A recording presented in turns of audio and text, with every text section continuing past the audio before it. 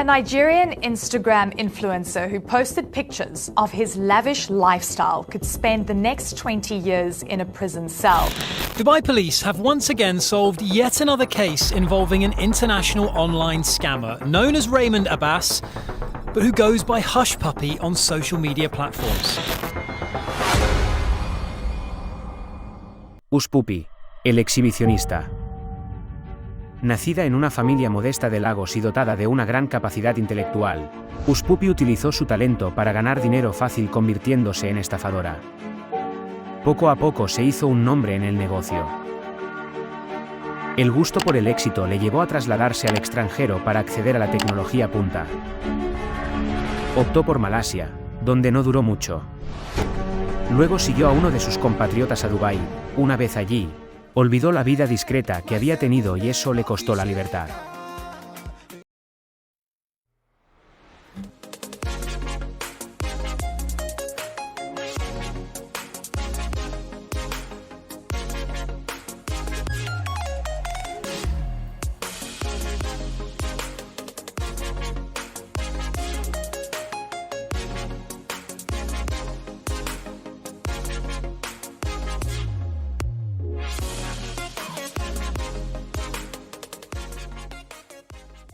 Vamos a adentrarnos en la vida de Hush Puppy para saber cómo trabaja.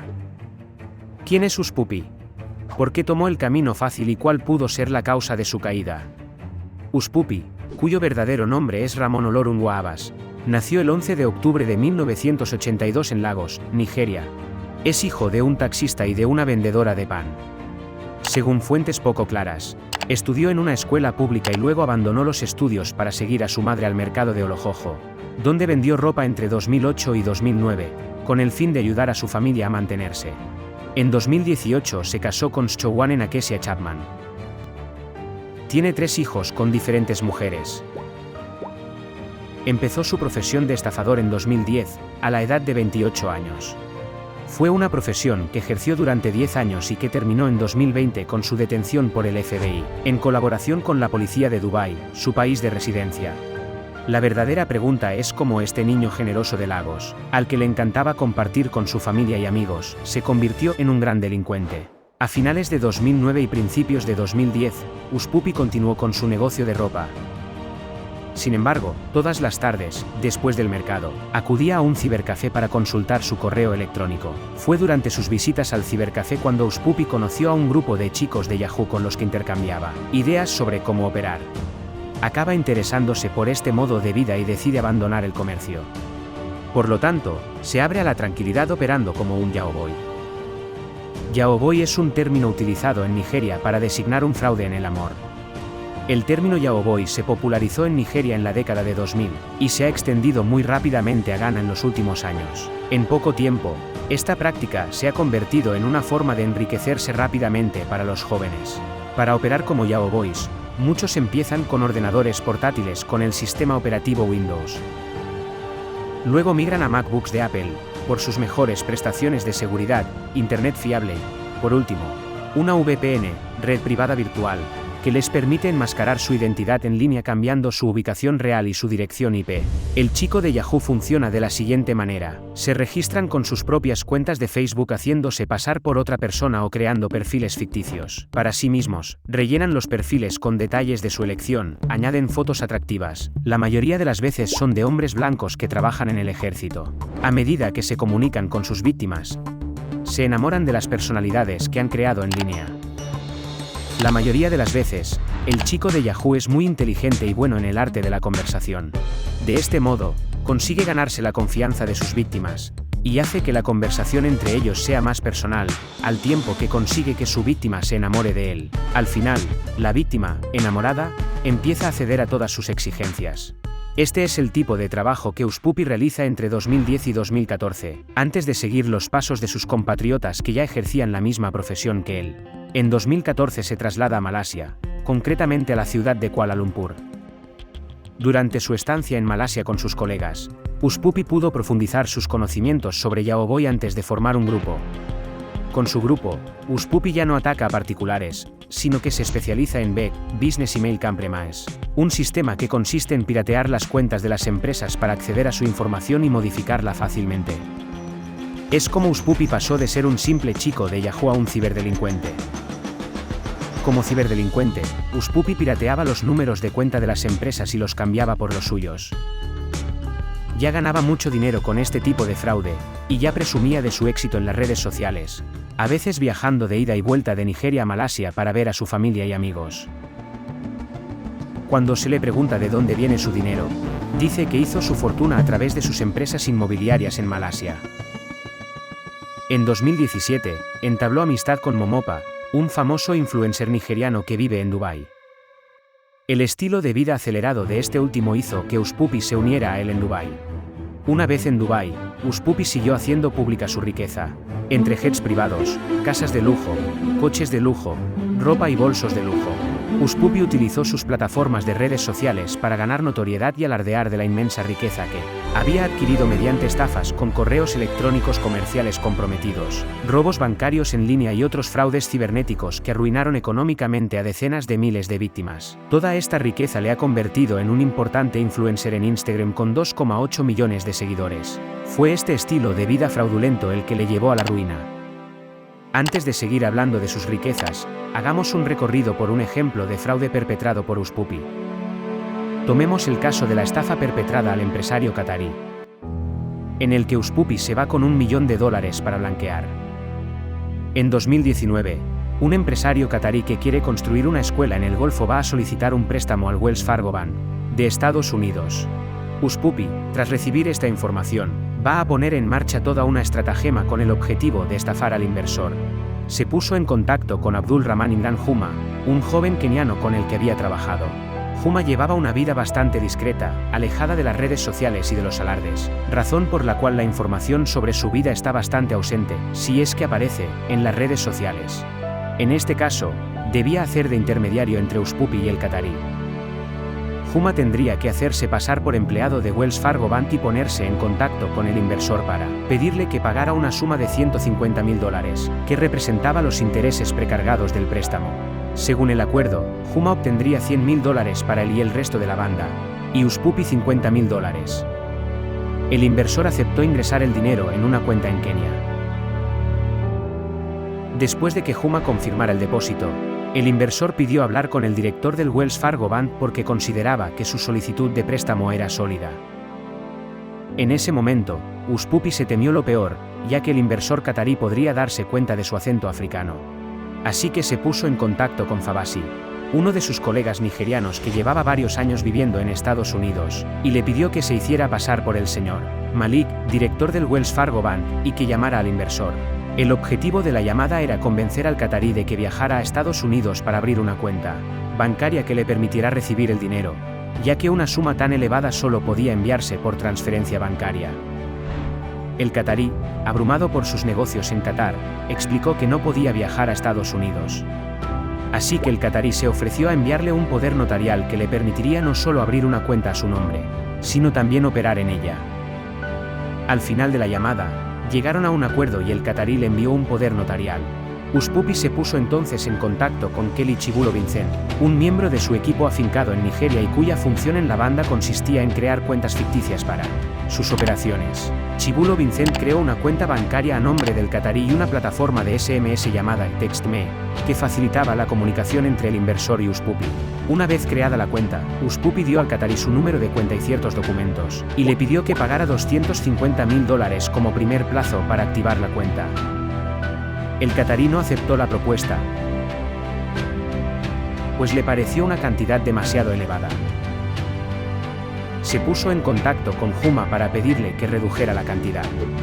Juma, sorprendido por la noticia, se puso en contacto con Uspupi para pedirle que le explicara lo que había dicho el inversor.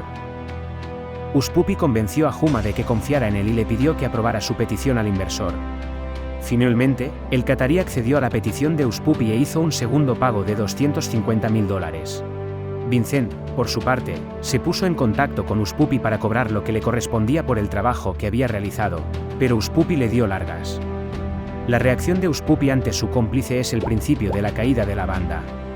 Vincent, sintiéndose frustrado, se pone en contacto con el catarí y le pide que a partir de ahora haga los pagos en una cuenta diferente.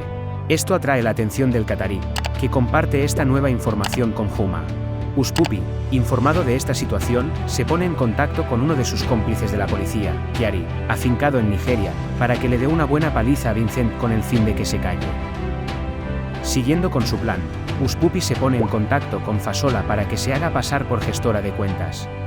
Ella debía encontrar cuentas que pudieran recibir el dinero que iban a estafar al empresario.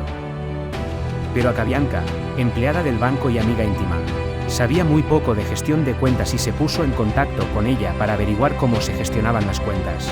Akabianka le dio instrucciones, insistiendo en que había que limitar las retiradas de fondos, pero sin especificar el importe máximo. Ofreció su cuenta personal como alternativa para que se pudieran hacer transferencias a ella. Fasola transmite la información a Uspupi, que está de acuerdo con la propuesta. Decide blanquear el primer pago de $400.000 comprando un reloj Richard RM-013 por $230.000. El pago se realizó mediante transferencia bancaria. Tras la transferencia a la cuenta bancaria del relojero, Uspupi pirateó la cuenta y la utilizó para llevar a cabo las siguientes fases de la estafa. Se efectuarán varios reintegros de las cuentas de Fasola y Akabianka mediante transferencia bancaria, cheque o cualquier otro medio posible. La suma de $15 millones se registra ficticiamente en la cuenta creada para el inversor.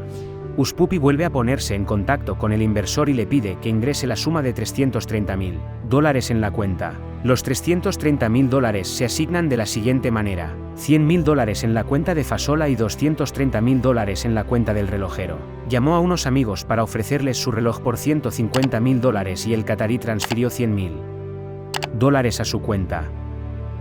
Uspupi también transfirió $7.100 a la cuenta del padre de Fasola en Nigeria. Gracias al dinero recaudado en esta estafa, Uspupi podrá comprar un pasaporte internacional que le permitirá viajar a casi 100 países sin visado. Además de esta estafa, el FBI ya había descubierto la dirección de correo electrónico de Uspupi. Al revisar esta dirección, descubrieron otros fraudes.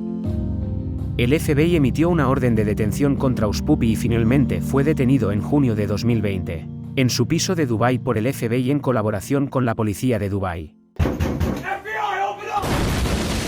Cuando fue detenido, se registró su domicilio y se encontraron los siguientes objetos: dinero en efectivo por valor de casi $40 millones, 21 coches de lujo, 47 smartphones, 21 ordenadores y casi 2 millones de identidades falsas. Cuando llegó a Estados Unidos, fue puesto bajo custodia en una celda de Los Ángeles y, a continuación, compareció ante el juez Otis DeWright, quien le presentó los cargos que se le imputaban. Intento de estafa de cientos de millones de dólares a un club de la liga inglesa. Estafa a un inversor catarí. Usurpación de identidad, blanqueo de dinero, colaboración con el régimen norcoreano para estafar $14,7 al Banco de la Valeta de Malta en 2019. Durante su juicio, Uspupi confesó y se declaró culpable. Fue más allá, expresando su arrepentimiento por la mala vida que llevó, y pidiendo perdón en los siguientes términos: desde que estoy encarcelado, he tenido tiempo suficiente para reflexionar sobre el pasado y lamento haber permitido que la codicia arruinara el buen nombre y la reputación de mi familia. Uspupi se encargó de asegurar sus bienes en paraísos fiscales de las islas caribeñas de San Cristóbal y Nieves, antiguas colonias británicas. Al final del juicio, Uspupi fue condenado a 11 años de prisión y a pagar una multa de $1.732.841 a sus víctimas. Aunque Uspupi es un delincuente a los ojos del mundo, sigue siendo un modelo para sus compatriotas nigerianos. Teniendo esto en cuenta, el Dr. Oyenuga afirma que la influencia de Uspupi perdura, pues se le sigue considerando un modelo a seguir. Estamos en un país en el que muchos jóvenes sufren. Ven a otro joven que antes era como ellos llegar a ser igual de grande. Dice en estos términos: he visto a padres que han llevado a sus hijos a aprender a ser Yahoo Boys. Seye, un taxista nigeriano que conoció a Uspupi de niño, dice que todo el mundo sabe que Uspupi cometió un delito, pero es comprensible. Nadie reza para ser pobre. Por eso, cuando ves a alguien rico, rezas a Dios para que te dé su riqueza. El gobierno nigeriano, a través de la señora Abike Dabiri-Erewa, presidenta de la Comisión Nigeriana para la Diáspora, declaró que la detención de Uspupi por presunto fraude no debe utilizarse para juzgar a nigerianos que viven en el extranjero. Añadió que el caso perjudica a Nigeria y señaló que el fraude no representa el valor de los nigerianos, que son trabajadores dedicados y comprometidos. La ciberdelincuencia es una lacra que crece cada vez más con los años. Según Interpol, África registró un aumento sostenido de los ciberataques en 2020, incluido un incremento del 238% de los dirigidos contra plataformas bancarias en línea. A medida que se intensifica el uso de Internet, la ciberdelincuencia se está convirtiendo en un sector estratégico. Así que, ¿no es hora de que los organismos nacionales e internacionales se pongan las pilas con este fenómeno y lo erradiquen por completo? Si te gustó el vídeo, suscríbete, like y comparte, y no olvides activar la notificación, para no perderte nuestras próximas publicaciones. Nos vemos pronto en Mazael Media, la información en el centro del mundo.